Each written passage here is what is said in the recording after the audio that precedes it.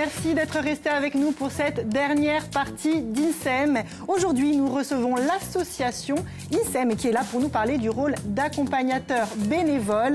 Lorsque certains soins médicaux nécessitent un déplacement sur le continent, ces accompagnateurs apportent un soutien aussi bien physique que moral. Quel est le rôle d'accompagnateur? Comment faire si l'on veut devenir bénévole? Vous aurez toutes vos réponses aujourd'hui avec Émilie Blanchard, chargée de mission pour l'association INSEM, et Valentine Di Fazio, accompagnatrice bénévole. Si vous avez des questions, n'hésitez surtout pas à nous appeler au 0800 3x0 900 ou réagissez sur Facebook. Florian, vous êtes là et vous veillez, n'est-ce pas? Je veille tel un arbitre de tennis sur sa haute chaise.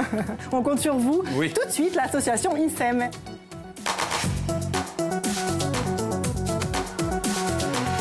Émilie, bonjour. Bonjour. Vous êtes une habituée du plateau, hein, vous avez l'habitude. Hein. Mais on va quand même faire un point. L'association INSEM, et c'est quoi? Donc l'association aujourd'hui a 8 ans et elle soutient les personnes qui doivent partir se faire soigner sur le continent dans le cadre d'une prise en charge de l'assurance maladie.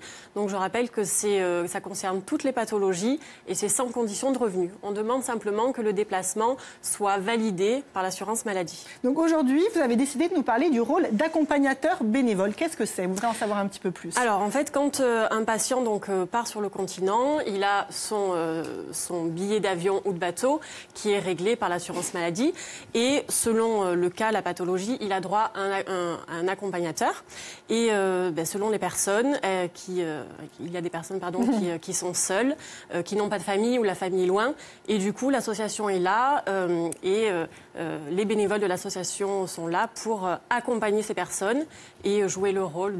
Est-ce que ces gens ont conscience qu'ils ont ce droit-là? Est-ce que les gens le savent? Alors, ça dépend en fait, c'est selon le médecin conseil en fait de l'assurance maladie qui valide ou non l'accompagnateur. Si c'est oui, bien sûr, elle a droit à un accompagnateur. Donc bon, si elle a la personne à côté d'elle, elle peut faire appel à INSEM et grâce à nos bénévoles, comme Valentine aujourd'hui, elles peuvent les accompagner pour une journée ou plus. Les gens sont très en demande, j'imagine. Oui, ça arrive beaucoup malheureusement. Comment on devient accompagnateur bénévole? Il suffit de contacter INSEM en fait et de nous donner les disponibilités. Alors c'est souvent les assistantes sociales qui nous contactent en disant voilà, j'ai une personne qui doit partir, elle est seule, est-ce que vous pouvez nous aider? Et à ce moment-là, donc on fait un appel au bénévolat. Au bénévole d'INSEM déjà? Au bénévole d'INSEM, exactement, sur Facebook ou par mail et on a heureusement souvent des retours positifs. Donc déjà, on devient bénévole et on fait partie de la squadre à INSEM. Oui, c'est bien ça. Qu'est-ce que ça veut dire? La squadre à INSEM, en fait, c'est, je dirais, une chaîne de solidarité pour soutenir toutes ces personnes. On est tous concernés, en fait. On connaît tous quelqu'un dans notre famille ou nous-mêmes. Hein, on a dû partir se faire soigner sur le continent. Et du coup, chacun, à son niveau, peut aider l'association. Donc ça va être les bénévoles qui vont donner du temps à tenir un stand, à soutenir les patients, les bénéficiaires, mais aussi, je pense, aux adhérents, bien sûr, aux donateurs, donc qui vont soutenir INSEM en faisant un don, et nos partenaires également, nos partenaires privés et publics. Vous êtes toujours à la recherche de bénévoles? Toujours, très très souvent, bien sûr. Et qu'est-ce que ça veut dire? Quelle implication ça? C'est donner de son temps. On dit que même si on donne 1 heure ou 2 heures pour INSEM, ça suffit. Ça suffit. C'est vraiment être un maillon de la chaîne de solidarité. Aujourd'hui, on est quand même sur une île, on est tous confrontés à ça. Il y a une grande générosité, heureusement. Et du coup, les gens sont présents quand même. Les gens sont présents. Et aujourd'hui, en septembre, on a déjà aidé 400 familles. Ah oui.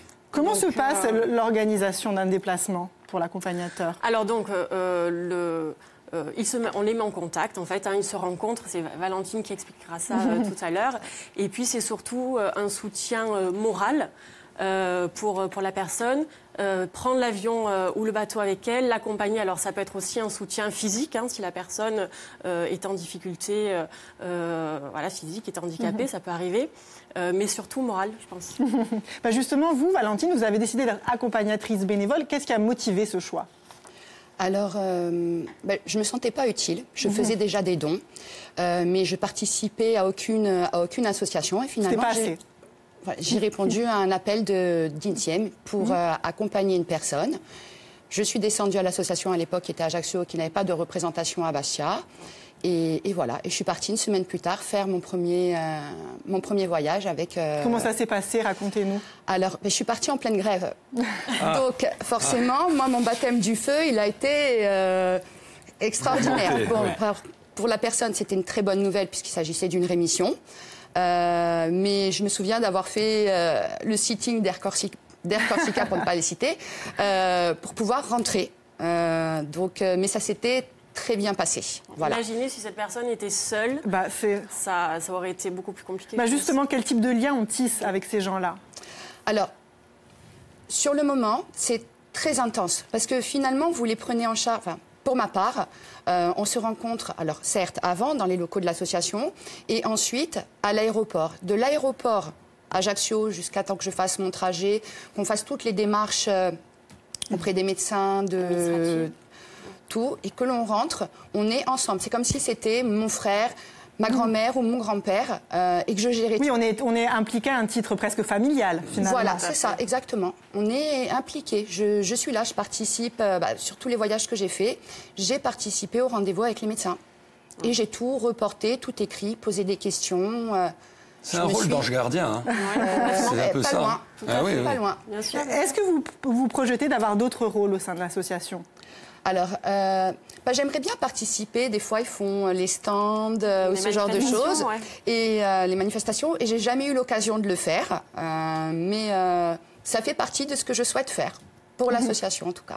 Alors, dans cette deuxième partie d'INSEM, on a une nouvelle habitude. C'est il faut savoir que, Florian, vous êtes à la pêche aux infos. Qu'est-ce que vous nous avez trouvé, mon petit Florian? Alors, il faut savoir que comme on parle de solidarité, je voulais qu'on aille un peu plus loin. Et il faut savoir que la Corse est une région plutôt active concernant la solidarité, même si malheureusement, on en manquera toujours. Mais ça, c'est pour toutes les régions, bien sûr. Plusieurs associations dont vous faites partie s'activent courageusement. On retrouve d'ailleurs cet élan à travers diverses manifestations comme des concerts, des événements sportifs, voire des courses. Et d'ailleurs, avez-vous entendu parler de la Corsican Race Dia Solidarita ? Est-ce que ça vous parle ou pas? Alors c'est ça la Corsican Race. Je voulais en parler donc pour deux raisons. La première, c'est parce que cette course gagne à être connue vraiment. Et la deuxième, c'est parce qu'à travers cette course, nous parlons également de solidarité et d'entraide, ce qui se marie très bien avec le thème d'aujourd'hui. Donc la Corsican Race se déroule à Capodifen, que tout le monde connaît. C'est une manifestation qui met l'accent sur le dépassement de soi et l'entraide. L'idée est de faire une course tout en étant solidaire. Personne ne reste derrière, c'est un parcours de 10 km parsemé d'obstacles et qui reste secret jusqu'au début de la course. Certains sont même infranchissables sans une aide. Que vous soyez en équipe solo, que vous soyez une personne à mobilité réduite, ado, enfant, personne peu sportive, le maître mot est « venez comme vous êtes », c'est la course de la solidarité. Et bien sûr, à l'issue de la course, les bénéfices serviront à acheter du matériel pour les enfants de l'IEM à Casaril, qui est un établissement pour personnes en situation d'handicap. Alors ça se passe le dimanche 8 octobre, c'est pas de suite, c'est début octobre, mais bon, on prend le temps d'en parler, on va s'inscrire, voilà. Donc la matinée sera destinée à la course des enfants, et pour les ados et adultes, elle commencera à 13h30, et les inscriptions sont ouvertes sur corsicanrace.com et sur Facebook, Corsican Race. On embrasse Bruno Mattei, qui est l'organisateur et coach sportif. J'ai pas fini, juste citer un petit événement qui a lieu ce week-end à la Parade. Donc ça s'appelle Ensemble pour nos enfants. Donc c'est pour des enfants qui sont touchés par la maladie. C'est l'association La Marido qui l'organise. Ça se passe dimanche de 9h30 à 17h. C'est à la Parade, c'est une marche avec une découverte pédagogique. Il y a Jean-Claude Aquavive qui bien sûr chantera les titres de son CD qui ont servi aussi d'illustration sonore pour le documentaire de Cathy Roque, donc sur ses enfants. Voilà, c'est une manifestation plutôt festive autour toujours de la solidarité. C'est important, Émilie, d'organiser ce genre d'événement public pour l'association? Oui, bien sûr. C'est grâce à ça qu'on récolte des fonds pour payer les billets d'avion des bénéficiaires, pour aider, pour payer les aides à l'hébergement. Puis ça offre aussi une visibilité pour l'association. Donc, oui, vous faites connaître. Exactement. Donc il y a pas mal effectivement de manifestations qui sont organisées, des concerts, des marches, bien sûr. Justement, si on veut entrer en contact avec vous, que l'on soit bénévole ou tout simplement patient, comment on fait? Alors, un numéro vert, donc, qui, je pense, va s'afficher suite à l'émission. Probablement. Notre page Facebook, notre site internet, insem.org. Voilà, et on nous appelle directement et on donne toutes les infos possibles. Et vendredi, il y a l'inauguration d'un nouveau bureau. Oui, tout à fait. On est très heureux d'ouvrir ce 3e bureau. Donc, on a aujourd'hui un bureau à Bastia, à Ajaccio. Et ce 3e bureau est en fait dédié au monde rural. Donc, il est basé à Île-Rousse. On fait donc l'inauguration vendredi. Mais la chargée de mission va se déplacer dans toute la Corse et dans les villages les plus isolés pour être au plus près des personnes donc, qui ont moins accès à l'information sur les déplacements médicaux. C'est important de couvrir toute la région. Toute la région. Exactement. Et un territoire beaucoup plus large que finalement Bastia et Ajaccio. Oui, parce qu'il n'y a pas que les grandes villes qui sont concernées. Du coup, si on est patient potentiel, on peut faire appel à vous n'importe quand via les numéros qu'on vient de voir. Exactement. Et justement, on va revenir un petit peu avec vous, Valentine. Quelle est la réaction des gens que vous accompagnez? Alors, ils sont contents et soulagés. Il y a quelqu'un. Puis en plus, comme je suis assez pushing, forcément, je les prends en charge totalement. Donc, c'est vrai qu'ils n'ont pas peur. En tout cas, pas du voyage, pas de ce qui va se passer pendant tout ce laps de temps. Après, c'est autre chose, mais ils ont besoin de réconfort. Personne n'a envie de partir seul sur le continent pour apprendre une bonne ou une mauvaise nouvelle, en fait, à vrai dire. Donc là, je suis là. Vous, Émilie, vous avez quel type de retour? Mais très positif, bien sûr. Ce dispositif d'accompagnement bénévole, ça reprend toutes les valeurs d'INSEM, l'entraide, la solidarité, rassurer la personne qui va partir, l'aider dans les démarches administratives, comme a dit Valentine. Donc c'est très positif et j'espère qu'on va pouvoir encore le faire. D'ailleurs, sur les réseaux sociaux, les gens sont avec vous, parce qu'il y a quand même 50 personnes qui ont liké le post. Il y a eu 33 partages, donc le post sur le thème de l'émission d'aujourd'hui. Et par exemple, Nathalie nous dit « L'association INSEM fait un travail remarquable sur le terrain. Grâce à INSEM, je suis avec ma fille tous les jours à la Timone. » Voilà, c'est très important. Chapeau. Ouais. Quels sont les projets de l'association, justement? Alors les projets, justement, on a un projet d'acheter un appartement à Marseille, puisque donc on a pas mal d'adresses d'hébergement, mais qui sont vite complètes par la forte demande. Donc on a ce projet d'acheter un appartement à côté de la Timone pour accueillir encore plus de patients. Donc on vous en parlera, je pense, lors de la prochaine chronique. Prochainement. Bon, on vous retrouve bientôt, oui, effectivement. Oui. Valentine, est-ce qu'il y a un autre déplacement en perspective? Pas pour le moment, mais oui, c'est bon signe en même temps. Donc, on peut compter sur elle, on sait. Voilà.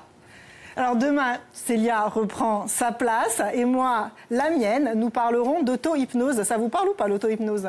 Complètement. Oui, c'est vrai. On peut s'auto-hypnotiser. Allons-y. On regardera. Devant une glace, on s'auto-hypnotise. À quoi ça sert? Quelles sont les différentes techniques? Et il y aura même une petite démo en plateau. On va s'auto-hypnotiser, Célia et moi, demain. Regardez demain, n'oubliez pas de regarder, surtout ça risque d'être très très marrant. En attendant, on n'oublie pas nos rendez-vous habituels, Sapientogni à 18h et pendant le 20h. À demain.